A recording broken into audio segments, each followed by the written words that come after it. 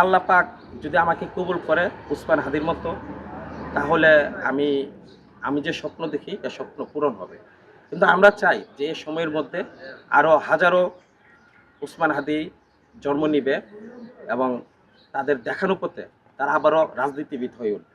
আজকে এখানে এসেছি জাতীয় নাগরিক পার্টি এনসিপি ব্রাহ্মণবাড়িয়া ৩ আসন সদর এবং বিজয়নগর নমিনেশন ফর্ম সংগ্রহ করতে। আমরা এখানে এই প্রথম যে বিজয়নগর উপজেলা থেকে কেউ নমিনেশন ফর্ম সংগ্রহ করেছে। এটা এই অঞ্চলে আগামীতে যারা রাজনীতিতে আসবে আমাদের সন্তানরা এবং আমাদের যারা ছোটরা, তাদের জন্য একটা অনুপ্রেরণা হয়ে থাকে। কারণ আমরা যারা হাসনাত আবদুল্লাহ এবং উসমান হাদি, আমরা যারা যে নির্বাচনী যে একটা মডেল নিয়ে এসেছি এই বাংলাদেশের জন্য, এদেশের তরুণ প্রজন্মের জন্য, এটা এক্সাম্পল হিসাবে আমরা দেখাতে চাই।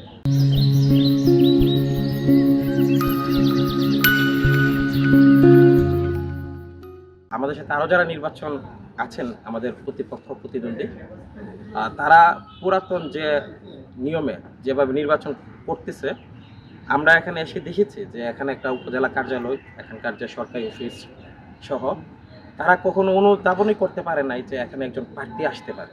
তাদের কোনো প্রস্তুতি ছিল না। এখানে এসে মানে তারা অনেকটা ঘুমিয়েছিল, তাদেরকে ডেকে ডেকে তুলতে হয়েছে। তো এটা হতে পারে না। এখানকার মানুষ এখন সচেতন হচ্ছে, শুধু আতাউল্লাহ একাই না।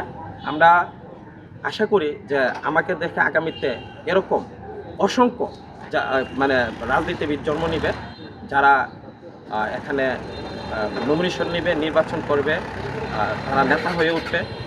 এবং রাজনীতি করতে গেলে অনেক বেশি অর্থ, পেশি শক্তির প্রয়োজন হয় না, এটা আমরা দেখিয়ে দিতে চাই। শুধু প্রয়োজন হয় দেশপ্রেম, দায়বদ্ধতা এবং তার যোগ্যতা। আমরা আশা করি এই ব্রাহ্মণবাড়িয়া সদর এবং বিজয়নগরে এই তরুণ প্রজন্মরা রাজনীতিকে অনেকটা সহজ করে নিচ্ছে। কারণ এই তরুণ প্রজন্ম, ছাত্র জনতা যে এক্সাম্পল রেখেছে যে বিগত সময়ে রাজনীতিবিদরা যা করতে পারেনি তারা করছে, এবং তারা আমার সাথে আছে। এবং আমরা আচরণবিধির জন্য আমরা চাইলে এখানে অনেক জমায়েত করতে পারতাম, অনেক শোডাউন করতে পারতাম, আমরা এটা করিনি।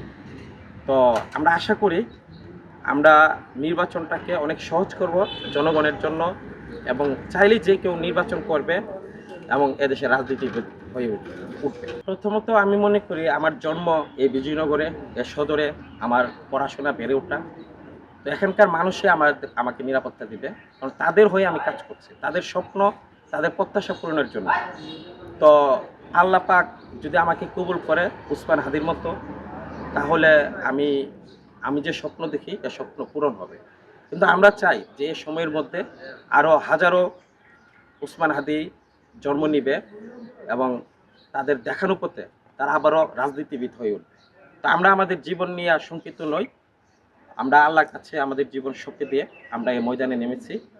তো আমরা আশা করি এটা সরকারের পক্ষ থেকে তারা যদি মনে করে যে তাদের আমাদের মতো প্রার্থীদের নিরাপত্তা দেওয়ার দরকার আছে, তারা প্রশাসন চাইলে দিতে পারে। কিন্তু আমরা প্রশাসনের কাছে এখনো পর্যন্ত নিজের জীবনের নিরাপত্তার জন্য তাদের দ্বারস্থ হইনি এবং হবও না ইনশাল্লাহ।